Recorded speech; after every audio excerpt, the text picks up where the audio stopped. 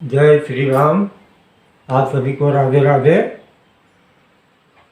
ये गीतामृत YouTube channel के माध्यम से आप सभी लोग श्री पुरुषोत्तम महात्मा का श्रवण कर रहे हैं। ये गीतामृत यूट्यूब चैनल मैंने अपनी स्वर्गीय पत्नी धर्मपत्नी गीता को समर्पित करते हुए इस चैनल का नाम गीतामृत रखा है।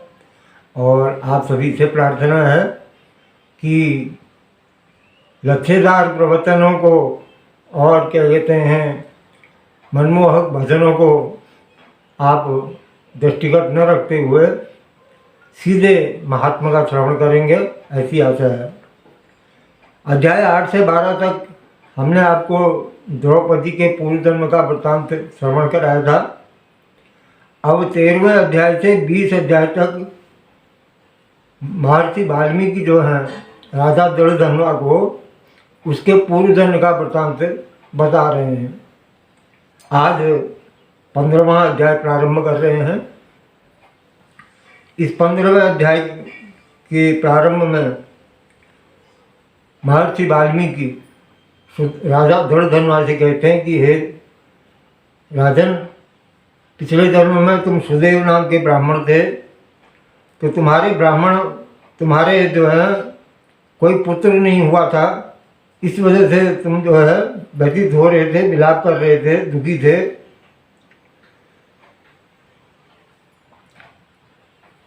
तो आगे कहते हैं कि ब्राह्मण शरीर से प्रभु की इस प्रकार स्तुति की उसने, जब सुदेव नाम के ब्राह्मण ने, तो मेघ के समान गंभीर वाणी से भगवान कहते हैं, क्योंकि सुदेव ब्राह्मण जो है भगवान से प्रार्थना कर रहा था, तपस्या कर रहा था।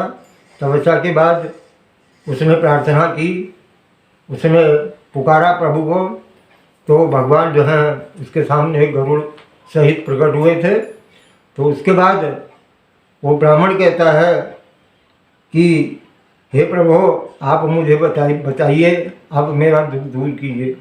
तब श्री हरि कहते हैं, श्री भगवान कहते हैं कि हे बुद्धिमान तपस्वी पुत्र, तुम भली भांति, तुमने बहुत अच्छा तप किया है, तुमने बहुत अच्छी तपस्या की है। तुम जो कुछ चाहते हो वो बताओ, तुम क्या चाहते हो। तो सुदेव कहता है कि हे दीनबंधु, मुझे सुपुत्र दो, मुझे पुत्र चाहिए। इस प्रकार ब्राह्मण के वचन सुनकर भगवान कहते हैं कि हे सुदेव, ब्रह्मा ने तुम्हें पुत्र सुख से वंचित रखा है, इसलिए पुत्र को छोड़कर कोई और चीज़ मांग लो, क्योंकि तुम्हारे भाग्य में 7 जन्मों तक कोई पुत्र सुख है ही नहीं। और कोई चीज़ मांग लो, मैं अवश्य दूंगा। भगवान उसको समझाते हैं, कहते हैं कि देखो सुदेव, तुमने श्रीमद् भागवत में पढ़ा होगा कि आत्माराम के द्वारा जब पुत्र प्राप्ति की इच्छा की गई, तो धुंधकारी नाम का जो पुत्र था उसने पूरा घर जो है वो नष्ट कर दिया आत्माराम का, अपनी माँ को मार दिया। तो ऐसे पुत्रों से क्या फ़ायदा, ऐसे पुत्रों से क्या आशा रखते हो। यदि पुत्र सुपुत्र हुआ तो ठीक है, अन्यथा अगर कुपुत्र हो गया तो तुम जो है कई जन्मों के पाप तुम्हारे सिर चढ़ेंगे। इसके अलावा जो है तुम्हारा जीवन जो है दुखमय हो जाएगा। भगवान उसको समझाते हैं, कहते हैं कि भाई एक सेठ जी जो है एक महात्मा जी के पास गए और महात्मा जी से कहने लगे कि हे प्रभु, मेरा पुत्र बुरे व्यसनों पर, बुरी संगत में पड़ करके मेरी सारी संपत्ति को नष्ट कर रहा है। आप मुझे कोई उपाय बताइए जिससे मेरी संपत्ति बच सके, सुरक्षित रह सके। तो संत कहते हैं कि देखो सेठ जी, क्या आपके पिताजी भी आपके लिए कुछ छोड़ गए थे संपत्ति? ये जो संपत्ति तुम कह रहे हो ये तुम्हारे पिताजी भी छोड़ के गए थे? तो सेठ जी कहते हैं, नहीं महाराज, मेरे पिताजी के पास तो खाने तक के लिए नहीं होता था, इतने गरीब थे, हमें तो 2 दिन की रोटी भी प्राप्त नहीं होती थी।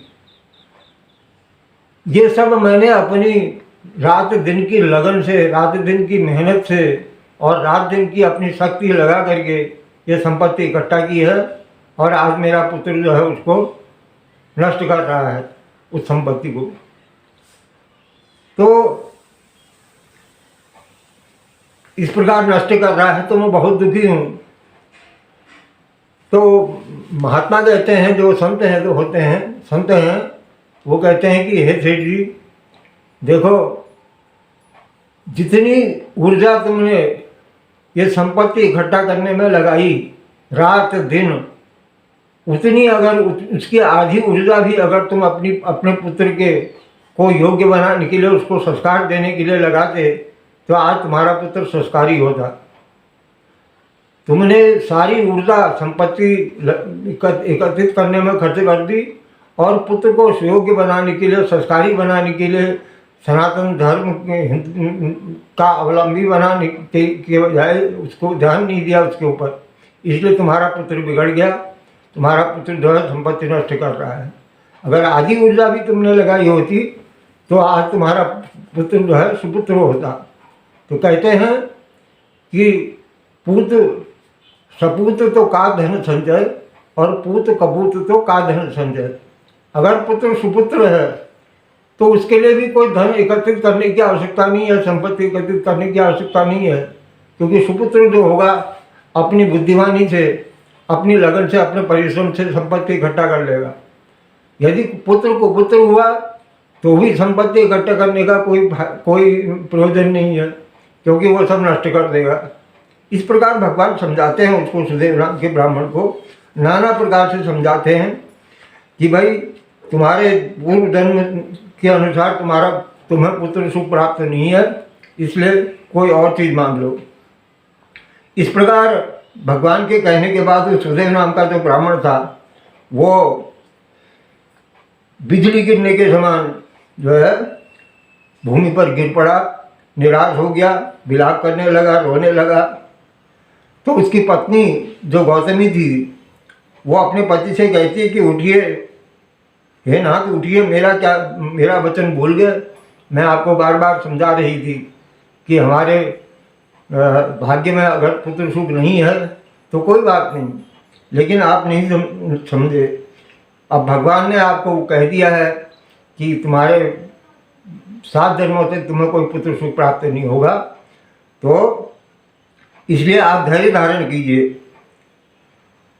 इस प्रकार ब्राह्मण बहुत दुखी हुआ और विलाप करने लगा। जब तो गरुड़ जी को बड़ी दया आ गई, भगवान का वाहन गरुड़, भगवान विष्णु का, तो उनको बड़ी दया आ गई। उन्होंने भगवान से कहा, हे प्रभु, ये देखिए दोनों पति पत्नी कितने व्याकुल हो रहे हैं, कितने दुखी हो रहे हैं, विलाप कर रहे हैं पुत्र सुख के लिए, क्या आप इन्हें पुत्र सुख नहीं दे सकते? तो भगवान कहते हैं, हे गरुड़, इसके भाग्य में पुत्र सुख तो है नहीं, यदि तुम चाहो तो इसे पुत्र सुख दे दो। तो इस प्रकार भगवान का आदेश पाकर के गरुड़ ने जो है उस ब्राह्मण और उसकी पत्नी को उनके इच्छानुसार पुत्र होने का वरदान दे दिया। श्री बृहद नारदी पुरुषोत्तम मास महात्मा का ये 15वां पुष्प श्री पुरुषोत्तम भगवान को के चरणों में समर्पित है। जय श्री राम। आप सभी को राधे राधे।